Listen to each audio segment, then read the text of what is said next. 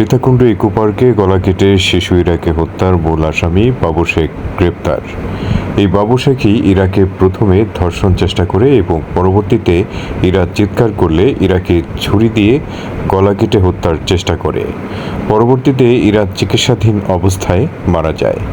ইরার হত্যাকারী বাবু শেখকে পুলিশ আটক করেছে।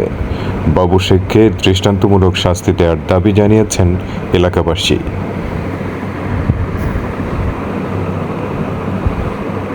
সীতাকুণ্ড ইকো পার্কে গলা কেটে শিশু ইরাকে হত্যার মূল আসামি বাবু শেখ গ্রেপ্তার। এই বাবু শেখই ইরাকে প্রথমে ধর্ষণ চেষ্টা করে এবং পরবর্তীতে ইরা চিৎকার করলে ইরাকে ছুরি দিয়ে গলা কেটে হত্যার চেষ্টা করে। পরবর্তীতে ইরা চিকিৎসাধীন অবস্থায় মারা যায়। ইরার হত্যাকারী বাবু শেখকে পুলিশ আটক করেছে। বাবু শেখকে দৃষ্টান্তমূলক শাস্তি দেওয়ার দাবি জানিয়েছেন এলাকাবাসী।